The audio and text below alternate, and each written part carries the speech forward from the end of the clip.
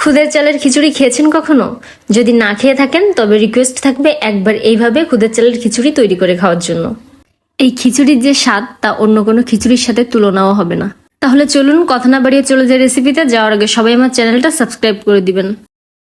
প্রথমে এখানে আমি একটা প্রেসার কুকার নিয়েছি। আজকের খিচুড়িটা আমি প্রেসার কুকারেই তৈরি করব। এই খিচুড়িটা সব থেকে প্রেসার কুকারেই বেশি মজা হয়। প্রথমে আমি রাইস কুকারের কাপের 2 কাপ খুদের চাল আর 1 কাপ ডাল নিয়ে নিয়েছি।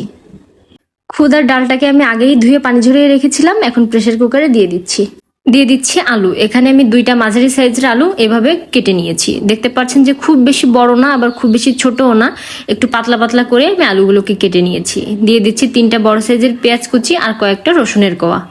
খিচুড়িতে কিন্তু এভাবে আলুটা দিলে খেতে খুবই ভালো লাগে, এটা খাওয়ার সময়ই আপনারা বুঝতে পারবেন। এখন দিয়ে দিচ্ছি পরিমাণ মতো লবণ। এই খিচুড়িতে কিন্তু লবণের আন্দাজটা বুঝে দিতে হবে। যদি আপনি ঝরঝরা বা শুকনা খিচুড়ি তৈরি করতে চান তাহলে কিন্তু পরবর্তীতে আপনি আর লবণ অ্যাড করার সুযোগ পাবেন না, তাই প্রথম অবস্থাতেই লবণটা বুঝে শুনে দিবেন। এখন দিয়ে দিচ্ছি হলুদ গুঁড়া। এবার দিয়ে দিচ্ছি ভাজি করে রাখা জিরে আর ধনিয়ার গুঁড়া। আপনার হাতের কাছে যদি ভাজি করা জিরে ধনিয়ার গুঁড়া না থাকে তাহলে এমনি জিরে ধনিয়ার গুঁড়াটাও দিলেও হবে। এবার দিয়ে দিচ্ছি সাদা রান্নার তেল।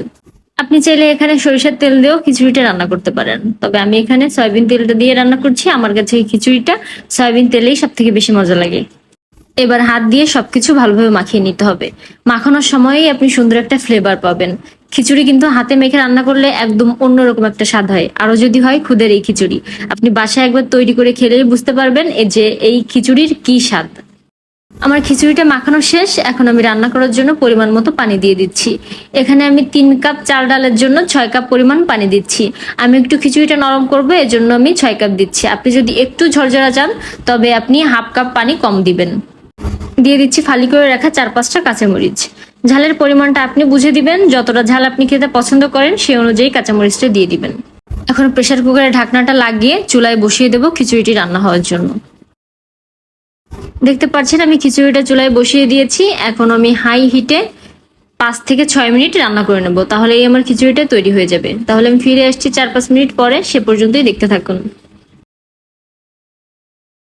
ফিরে এসেছি প্রায় 6 থেকে 7 মিনিট পরে। আমি গ্যাসের চুলাটা অফ করে দিয়েছি। এখন অপেক্ষা করব প্রেসার কুকারের চাপটা সরার জন্য। আমি এরপর দেখাবো যে খিচুড়িটা কেমন হলো। প্রেসার কুকারের চাপটা সরে গিয়েছে। এখন আমি ঢাকনাটা খুলে দেখবো যে খিচুড়িটা কেমন তৈরি হয়েছে।